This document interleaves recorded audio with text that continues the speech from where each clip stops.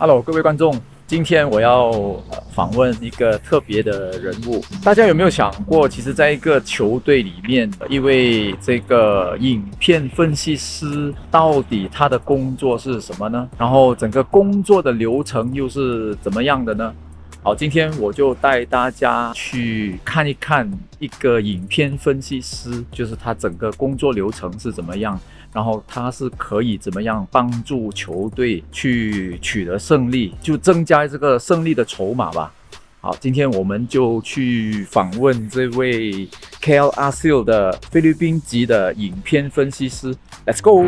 我身边这位就是 Aseel 的 Video Coordinator Coach Jron， 我等一下我就会访问 Coach Jron， 看看他是怎样去剪辑他的 create 他的 scouting report 这些东西。Okay，let's go。Yeah, this is Luis Sanggalang, our Asian okay. Report. Yeah. Like just the mess.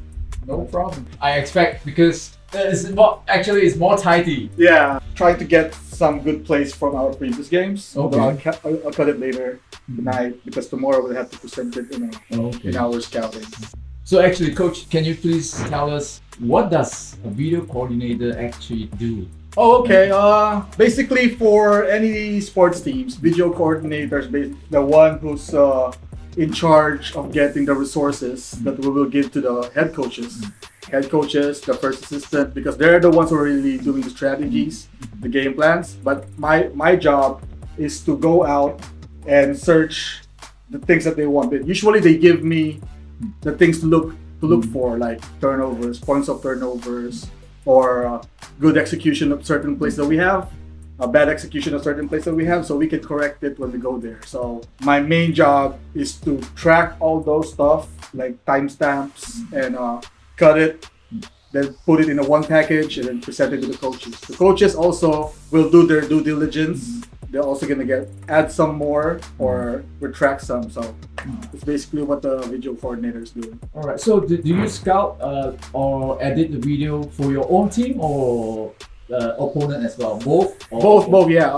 What we do is the coach will request what kind of like videos that they need. So like if this team is good, so we will have to get their plays, how they do, how their execution, what are these weaknesses, what are their strengths, and then we'll try to like analyze it. So part of like the scouting, part of the video coordinating is like helping to scout the games, not just for our team but the other team as well. Notes.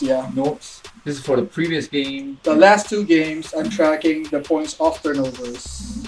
So could you like show us like the fans like how you do your work, like the whole workflow? Yeah, so right now I'm just tracking. So what I do is like, for example, I'm tracking power right now. So let's go back to 905. So basically we will give it to the big man. The big man will. So that's a good execution of the play. So I tracked it. So I'll cut it later. I have to watch everything. But because I'm tracking power, I can just like skip that. So you don't have to like watch the game all over from the first minutes to the last. Right? No. Because if I'm tracking just the offense, so I can just do offense. What software do you use? I use Windows Movie Maker for this laptop, but and sometimes I edit on my phone if it's on the go. So what I do is, new project. I'll just show you how to cut. All right. Real quick. So then I'll save it. I have a folder here. Most of our games, like we were in EPO. So we have all those stuff in EPO, like minutes versus teams and stuff. Our Philippines 3 practices. I'll just get the video of the last game.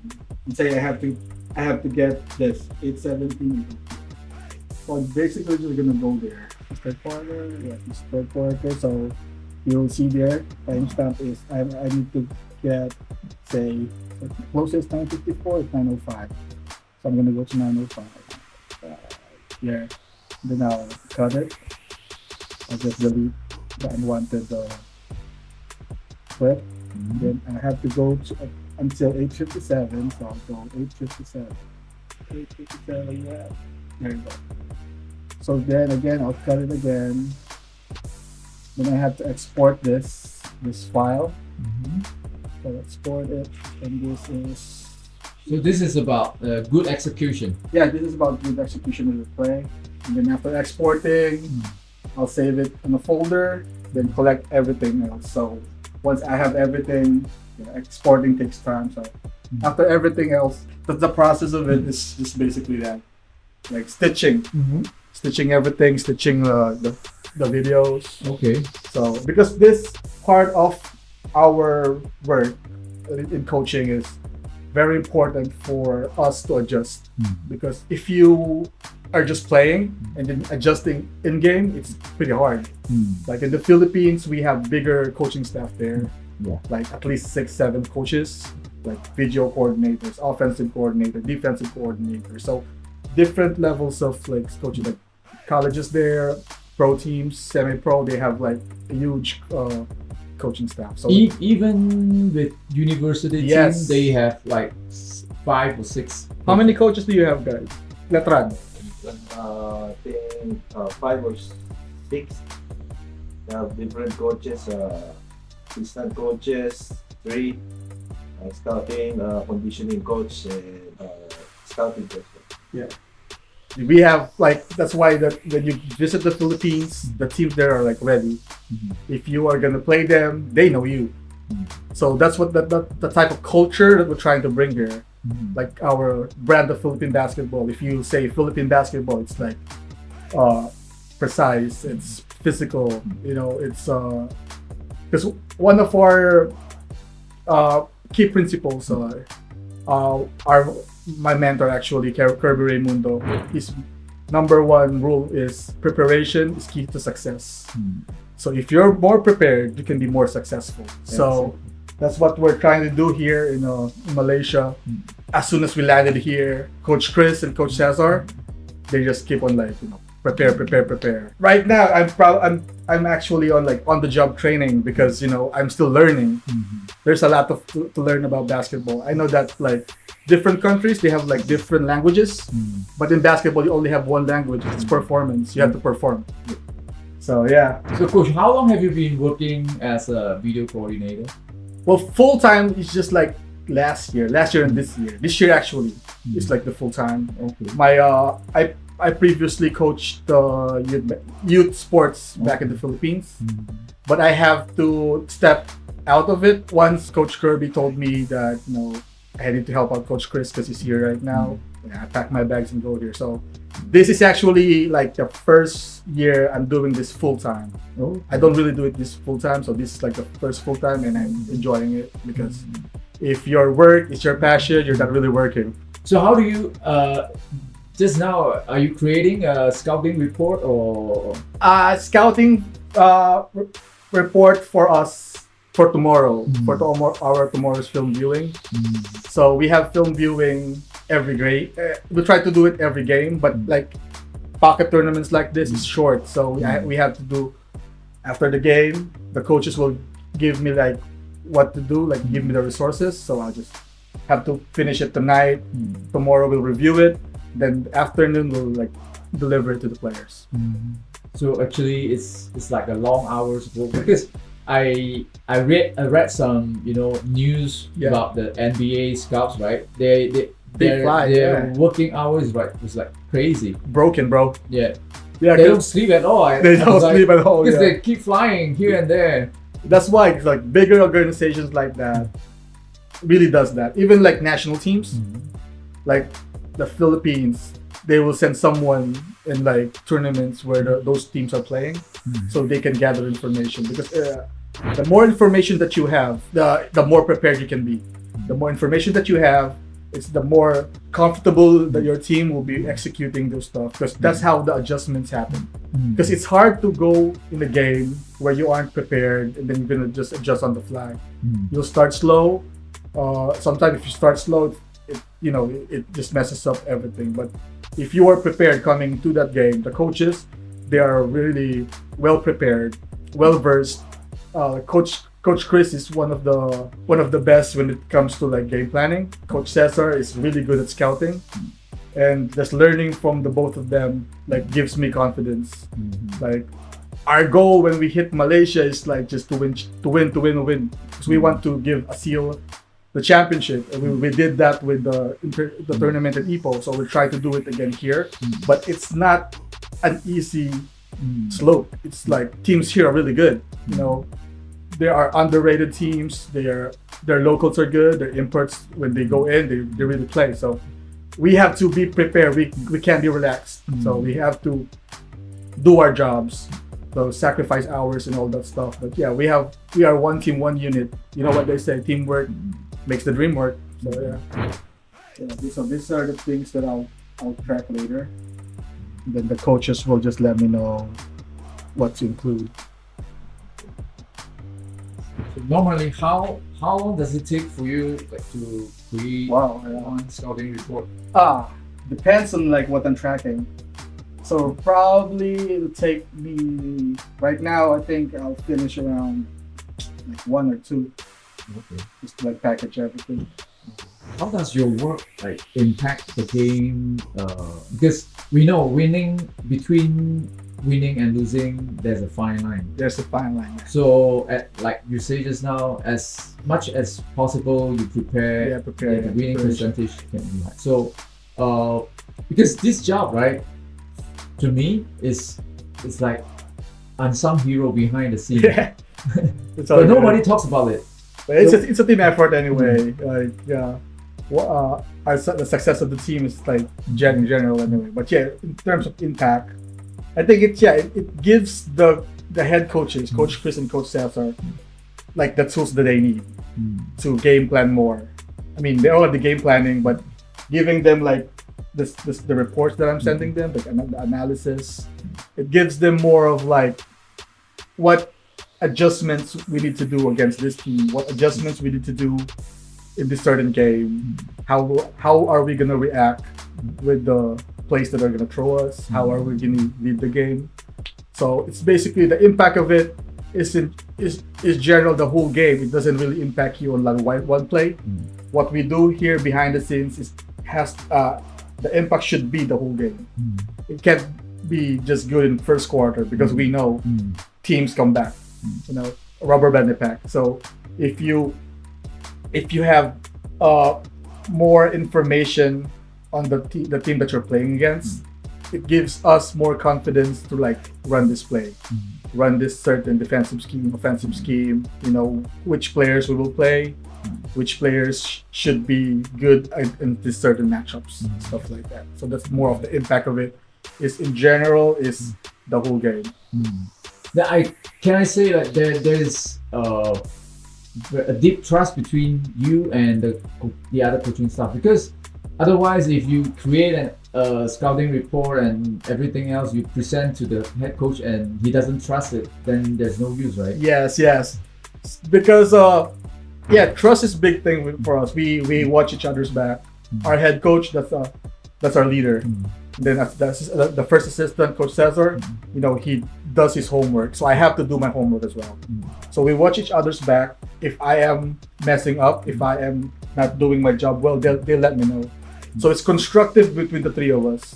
Like I'm the youngest within our coaching staff. So what they try to do is they pass me the stuff that they learned when they were in my position. Because they also did this when they were starting. Coach Chris and Coach Cesar, they like 20 plus years worth of coaching in the Philippines. College, pros, semi-pro, they all do that.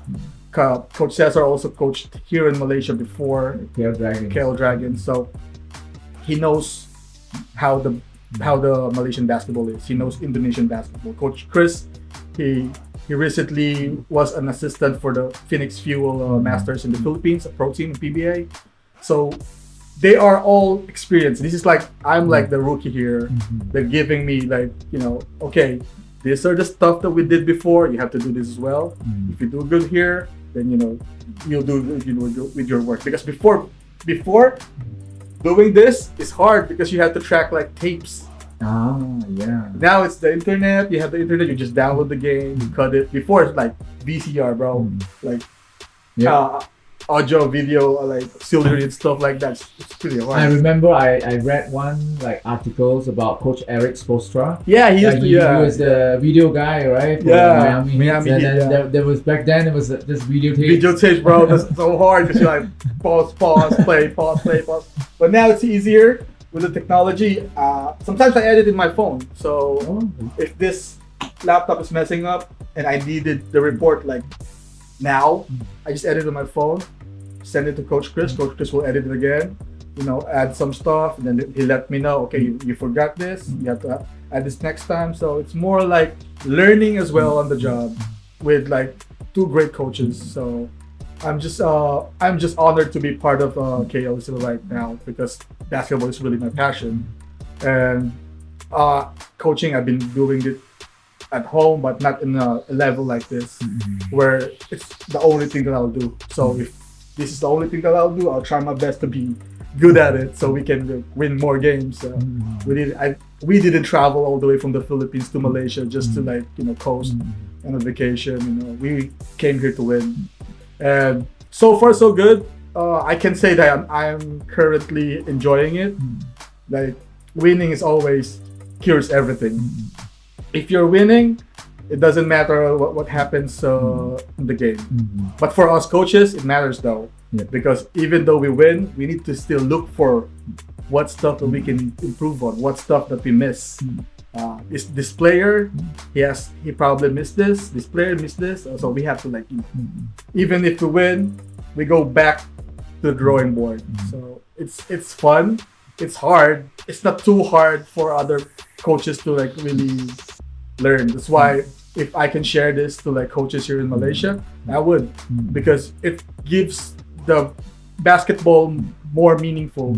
It's more easier for teams, more competitive, because if every other teams are as competitive as KL Aseel, NS Matrix, Johor Southern Tigers, it gives the league more viable option for people to watch, people to love.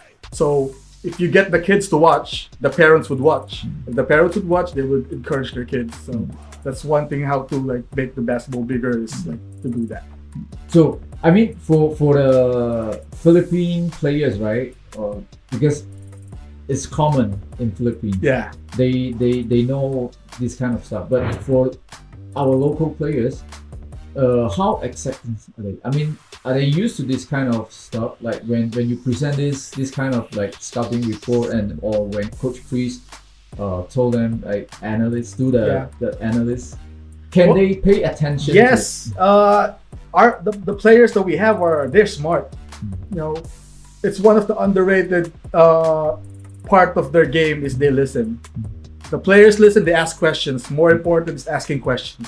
If you don't know what's happening, you ask questions. And that, our players, they do that a lot. So when Coach Chris is presenting the video, giving them, what to do, like game planning strategies, he asks the players questions, and the players answer. And the players, they ask questions like, Coach Chris, what if this happens? What if this happens? Counters and stuff. So it's basically, it's good because conversing with the players for us to know if they're actually paying attention or if they understand certain parts of the game planning. That's important for us. Communication is key here. Like I said earlier, if language barriers, cultural barriers, but basketball you have the same language. It's performance. So if you perform, you follow instructions. You follow it good. If you have questions, if you're getting some hardships on certain aspects, you ask questions. It makes everything easier. It's easier for us. It's easier for them. But yeah, Malaysian players, man, they're smart. They have a high basketball IQ. Because in the Philippines, it's more physical. There's a lot of players that's physical, more skilled. But here, players are they accept their roles. Like Malaysian basketball, Indonesian basketball, Taiwan basketball, they have similar aspect of being unselfish in the game, passing, shooting. So that basically is easy for us to redirect what we learn in the Philippines and teach here. So yeah, so practice also you also Yeah. did the scouting report. Yeah, I will give them like this is like basic passing.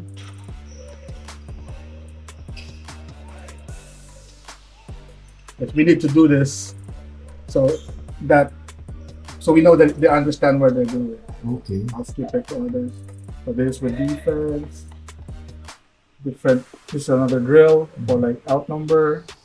So after the practice, the coaching staff will reveal this video and see what went wrong or Yeah, so we know what to do the next day. So the next day we have another practice.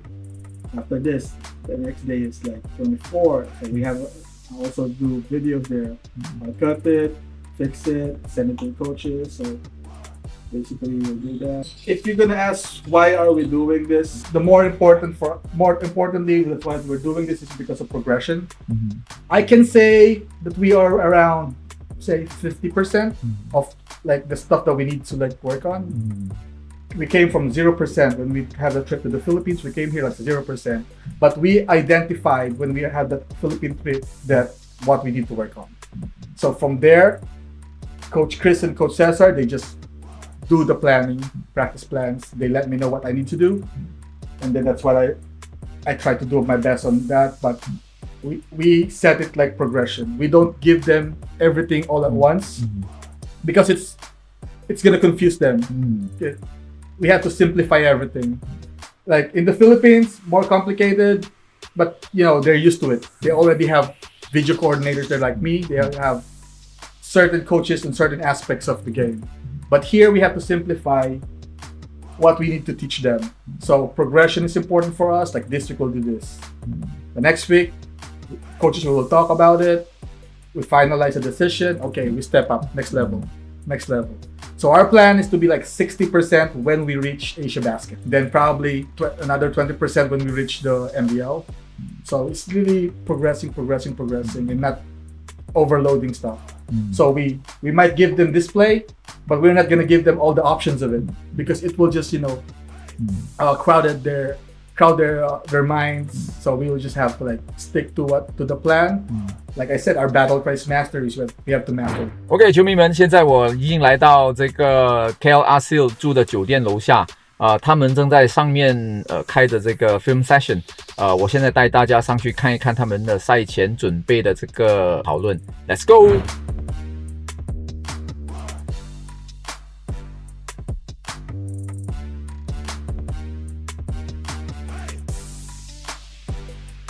One important thing with the video is to back up our voices with the clips so that the players can visualize our opponents and their mistakes also.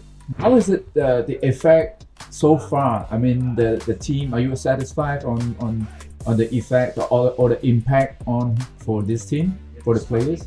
Yeah, they're responding, but not as fast as we're building habits. We're building habits, but they're responding. Make sure when you receive here, Megan, do not forget this one. There's no, we will not give threes. We will not give threes, guys. They left that shooter. Make sure the same game plan. Oh, that. Together 1, 3, guys. Together 1, 3. 1, 2, 3. That's hey, wait, 2 minutes. 2 minutes. Watch out, guys.